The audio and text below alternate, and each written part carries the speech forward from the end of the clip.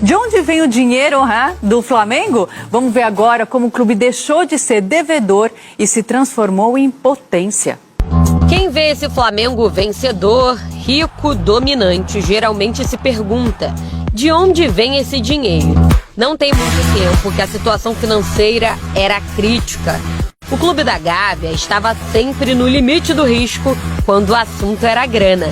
O que está acontecendo aqui no Flamengo é exatamente o seguinte: acabou o dinheiro. Não tem dinheiro. Essa frase de Márcio Braga, ex-presidente do Flamengo, escancarou em 2009 o que se passava nos bastidores. O rubro-negro estava afundado em dívidas. O salário às vezes atrasava um pouco, né? Na minha época de Flamengo, um mês, 2 meses, mas de uma forma geral a gente sempre acabava recebendo e terminando o ano em dia ou muito próximo disso, né? Acontece que não foi da noite para o dia que os cofres ficaram cheios. O clube passou por um longo processo de reestruturação. O jogo só começou a virar a partir da gestão de Eduardo Bandeira de Melo, no fim de 2012, há 10 anos. Esse processo de saneamento das dívidas foi um processo que durou muito tempo, né? No início a situação era catastrófica, mas a torcida do Flamengo, e eu agradeço muito a ela, teve que sofrer, se sacrificar aí por 4, 5 anos. É um projeto de rubro-negros bem-sucedidos nas suas carreiras profissionais, inconformados, né, com umas poucas partes das nossas vidas que não andavam direito, que era, né, o nosso time de coração.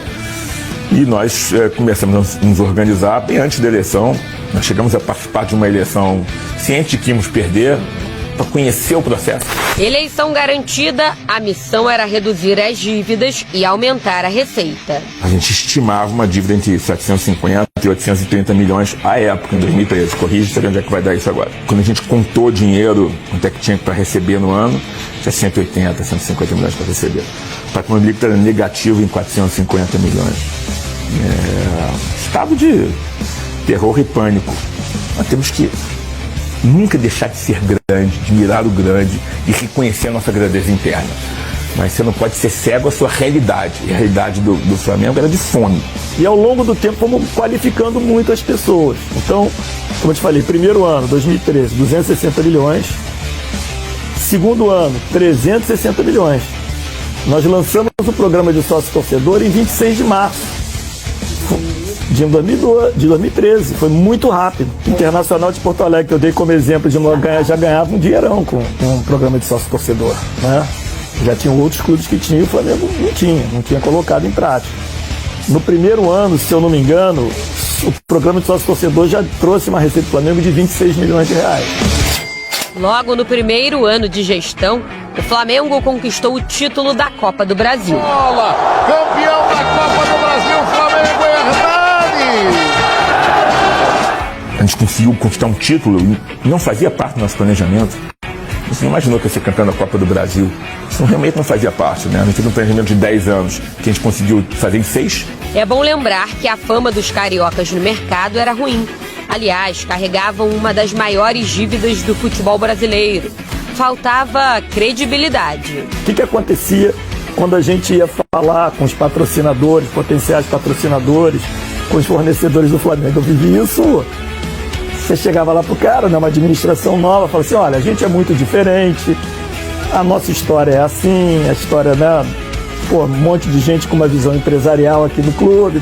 Então faz o seguinte, eu tô te devendo uma nota preta, mas continua me fornecendo e eu vou estabelecer aqui uma forma de te pagar a dívida de uma maneira homogênea. Aí o cara falava: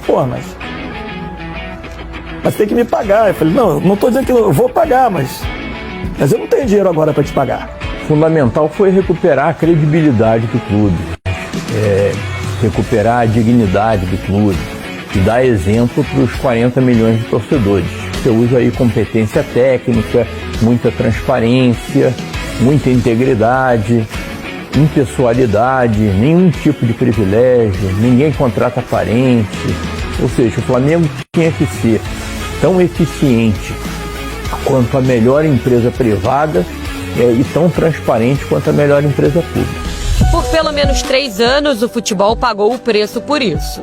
O torcedor sonhava com grandes contratações e sofria com os resultados esportivos. O primeiro sinal de que o trabalho daria frutos foi com a chegada de Paulo Guerreiro, em 2015. Ali, o Flamengo começava a mudar.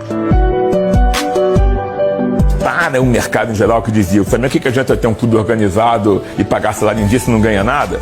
Quando a gente trouxe o Guerreiro, uma contratação de impacto, efetivamente, né? E a gente conseguiu, o Guerreiro veio através de um equacionamento financeiro, a gente fez uma CCB, foi um produto financeiro que a gente fez para trazer o Guerreiro. E acho que o grande marco, talvez tenha sido até a inauguração do CT profissional, né? Que realmente foi um momento em que ele disse, olha, o Flamengo efetivamente está apostando na sua infraestrutura, está apostando na sua base. Mas acho que a vinda do Guerreiro foi essa, como diria o Bruno Henrique, essa mudança de patamar, né? A merecida reeleição de Bandeira, em 2016, prometia fazer o futebol decolar. Com dinheiro em caixa, a estrutura do CT também melhorou. Já veio o Diego, né? Foi outra contratação importante. Poderia ser campeão? Poderia, tanto que chegou perto. Mas a rigor não dava para ser. A grande contratação daquele ano foi o meia Diego Ribas. Em 2017, Everton Ribeiro, Diego Alves. Em 2018, Vitinho veio como grande esperança. E a gente pôde já ter no final assim uma certa folga naquela situação catastrófica do início. A base, que também é uma fonte importante de renda, passou por mudanças. E foi de lá que saiu uma das maiores transações, com a venda de Vinícius Júnior para o Real Madrid por 45 milhões de euros. Nós fizemos um mapeamento lá com o Biazorra, nós pegamos os 300 melhores jogadores brasileiros, entre 25 e 28 anos, e fomos tentar descobrir onde eles nasceram e onde eles foram formados. Quando nós vimos onde a maioria dos clubes que formavam bem, onde tinha uma coincidência alta, nós fomos procurar aprender lá, com humildade.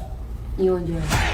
Atlético Paranaense era um belo exemplo, São Paulo era outro exemplo, Internacional de Porto Alegre era outro exemplo. O faturamento aumentou, a dívida foi caindo. Veio a passagem de bastão para Rodolfo Landim em 2019. O ano mágico. Novos dirigentes, mas a mesma mentalidade. Agressivo no mercado, o Flamengo trouxe 9 nomes de peso para aquela temporada. Gabigol, Arrascaeta, Bruno Henrique, Felipe Luiz, entre outros. Depois de 38 anos, o clube voltou a conquistar uma Libertadores. Depois de 10 anos, o Brasileiro. Virou o time a ser batido. De 2019 para cá, foram 11 conquistas. Um faturamento de mais de R$1 bilhão. De devedor à potência, o clube quer mais. Disputa no início de fevereiro, pela terceira vez, o Mundial de